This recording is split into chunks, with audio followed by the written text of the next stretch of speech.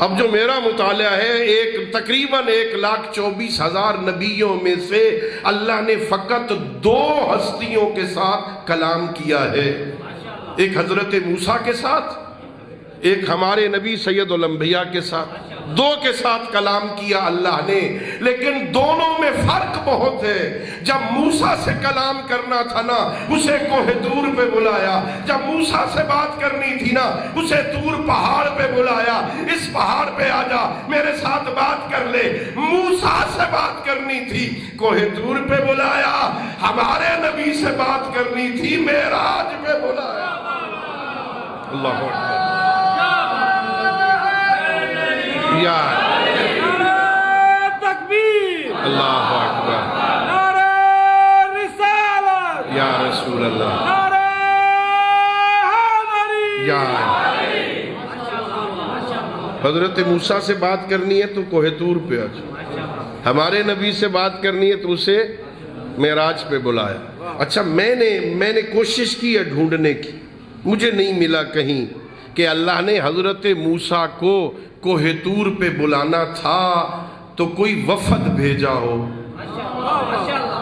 Protocol کے ساتھ لے آؤ موسیٰ کو، کوئی سواری بھیجی ہو۔ نہیں، کہا موسیٰ کوہ طور پہ آ جاؤ، وہ اپنی سواری پہ، جو سواری تھی حضرت موسیٰ کی، اس پہ سوار ہوتے، کوہ طور پہ آ جاتے۔ کتنا فرق ہے! کہہ رہا ہے ہم نے بعض رسولوں پہ فضیلت عطا کی ہے نا۔ موسیٰ سے کلام کرنا تھا، وہ اپنی سواریوں پہ آتا، جب میرے نبی سے بات کرنی تھی نا، جبرائیل کی سربراہی میں فرشتوں کا وفد بھیج کے کائنات کی تیز ترین سواری بھیجی۔ براق لے جاؤ، براق پہ سوار کر کے میرے محبوب کو لے آؤ۔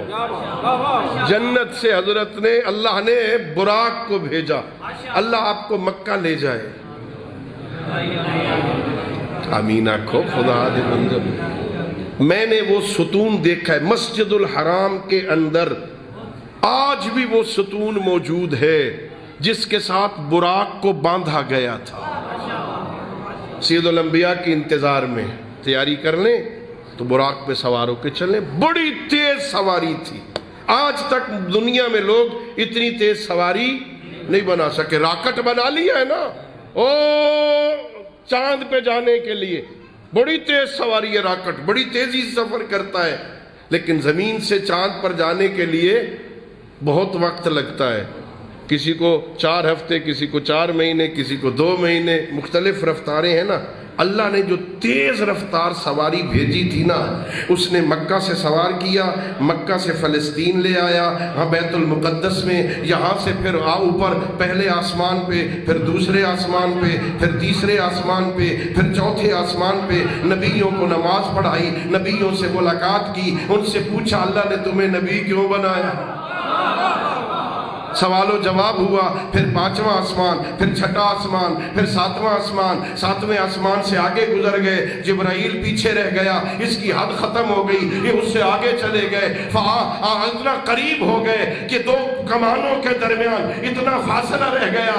فَأَوْحَىٰ إِلَىٰ عَبْدِهِ مَا أَوْحَىٰ، راز و نیاز کی باتیں ہوئیں، پھر وہاں سے چلے، جنت کی سیر کر لی، جہنم کے نظارے کر لے، پھر واپس بھی آ گئے، اتنی تیزی سے گئے، اتنی جلدی سے آئے، پانی بہتا رہا، کنڈی ہلتی رہی، بستر گرم۔ کیا رفتار تھی اس کی! لکھا مورخین نے، وہ پانی جس سے وضو کیا تھا نا جانے کے لیے، وہ پانی ابھی زمین پہ بہ رہا تھا کہ ہو کے واپس بھی آ گئے۔ وہ جب نکلتے ہوئے دروازہ کھولا تو وہ کنڈی ہلی تھی نا، وہ ابھی ہل رہی تھی کہ واپس بھی آ گئے۔ اسی وجہ سے بعض بندوں کو شک ہو گیا کہ یہ جسمانی معراج نہیں تھی، روحانی معراج تھی۔ ایک خواب دیکھا تھا، یہ کیسے ہو سکتا ہے؟ بندہ مکے سے فلسطین پہنچ جائے، وہاں سے 7 آسمانوں سے آگے چلا جائے، پھر اللہ سے راز و نیاز بھی ہو جائے، اتنی بڑی جنت کی سیر بھی ہو جائے، جہنم کے نظارے بھی ہو جائیں، ملائکہ کے ساتھ جا کے انبیاء کو جمازیں بھی پڑھوا لے، ان سے سوال و جواب بھی کر لے، اور پھر واپس آتا جاتا بھی رہے۔ وہ جو روایتیں علماء میرے بھائی اہل سنت پڑھتے ہیں، واپس آ رہے تھے، حضرت موسیٰ نے کہا سناؤ کتنی نمازیں لے کے آ رہے ہو؟ کہا 50 نمازیں، اور زیادہ ہے واپس جا۔ پھر واپس گئے، پھر تھوڑی کروائیں، پھر واپس جائے، پھر تھوڑی کروائیں۔ ان کے بقول اگر یہ روایتیں صحیح ہوں، یہ سب کچھ ہوتا رہا اور پانی بہتا رہا، یہ کیسے ہو سکتا ہے؟ یہ خواب تھا۔ ہمارے علماء نے جواب دیا سبحان الذی اسری بعبدہ لیلا من المسجد الحرام الی المسجد الاقصی الذی بارکنا حولہ لنریہ من آیاتنا۔ میرا محمد نہیں کہہ رہا میں آسمانوں پہ گیا، اللہ کہہ رہا ہے میں لے گیا۔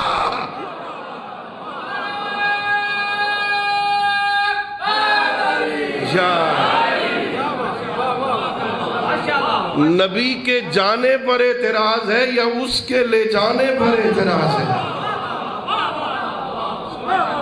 وہ کہہ رہا ہے میں لے گیا، سبحان الذی اسری بعبدہ، ہاں میں لے گیا، میں راتوں رات میں لے گیا۔ اللہ کہہ رہا ہے اس کے لئے، اس کی قدرت پر اعتراض ہے۔ اس نے اپنے کائنات کی زمانے کی تنابوں کو کھینچ لیا، زمانہ رک گیا، محمد چلتا رہا۔ کس کو اعتراض ہو سکتا ہے؟ کائنات کو روک دیا وہیں جہاں تھا، وہ پانی وہیں بہہ رہا ہے، آگے بھی نہیں جا رہا۔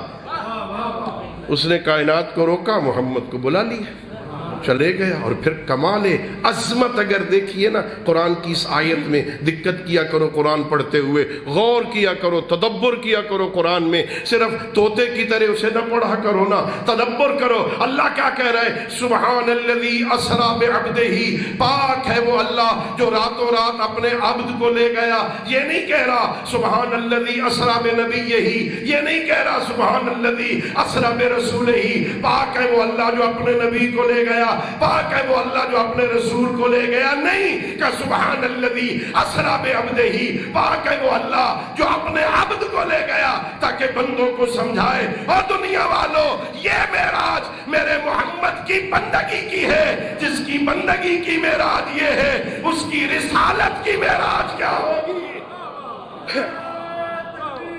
اللہ اکبر